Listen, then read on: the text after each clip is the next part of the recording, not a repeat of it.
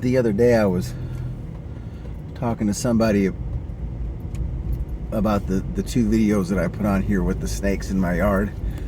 And those videos have gotten the most views of any that I have done, except for that short one I did about losing my glasses in the Intracoastal Waterway. But anyway, I was one of the things I've said since I've moved here is that, and I think I did it in one of those videos too, is that I used to be quite bothered by snakes, but you really, it's difficult to live here, especially if you spend as much time outside as I do and not run into snakes. There's just a lot of them here, and at least the places that I go. But I was telling this person that when I was younger, I had a pretty substantial fear of snakes, and periodically I would have what I refer to as my beating snakes dreams, and basically what it consists of is me having basically a nightmare, and I was fighting a snake or snakes, but I mean, and I do have a history, especially when I was younger, of walking in my sleep as well. But anyway, but these beating snakes dreams, like I would have total flip outs, like I would have the covers off the bed. I would have, there's a trash can, like for, a little trash or whatever in the bedroom, that I would have that strewn all over. I once having one of these dreams, I put my foot through a wall. just crazy things. I mean, just completely, nightmarish, scary dreams. So the first job that I had when I got out of grad school, I worked for a hospital that was a religious hospital. And one of the colleges that was part of this religion was in Lincoln, Nebraska. And one winter day, I went from Chicago to Lincoln to do recruiting at this at this college. And so if you've been to a recruiting fair, you know what this is like. You're in a gym or you're in a big building, and everybody has a table, different companies or whatever, and you're kind of handing out applications and literature and talking to people about the jobs that you have open and that sort of stuff like that.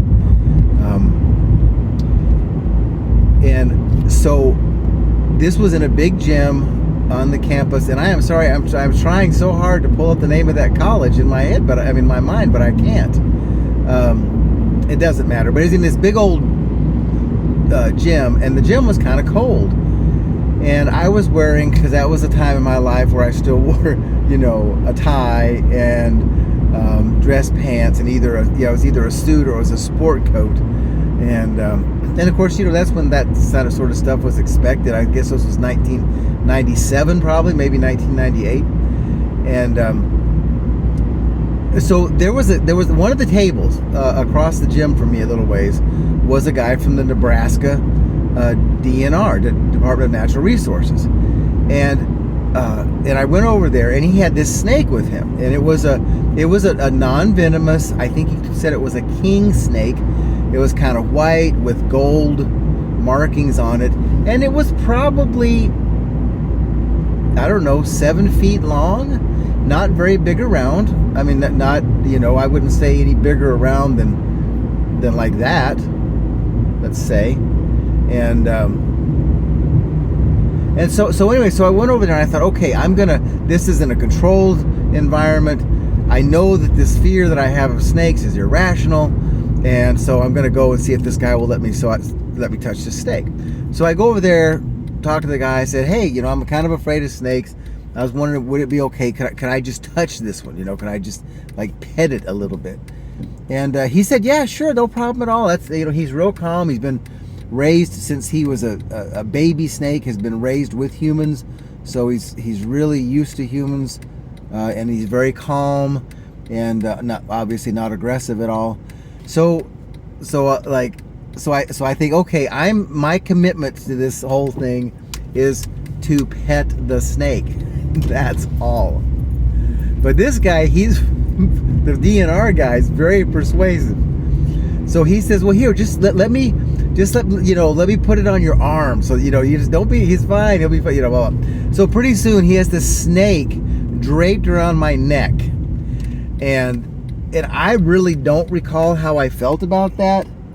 But as I'm telling this story, I will say that breathlessness occurs to me, that I think I may have been a little tense and probably may be a little bit wanting them to get that snake off me. But anyway, but he was like, he's very persuasive.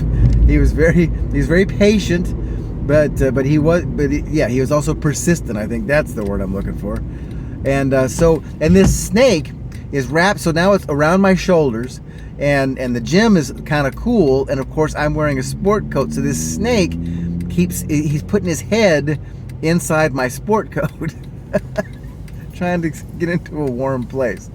So anyway, that was finally over, and while that's a good story, I also would like to say that after that, and without exception, not one time have I had one of those beating snakes nightmares. Not once. And I had several of them before that, so I'm guessing, I don't know, overcame some sort of fear there. Okay, thanks for watching. Love you.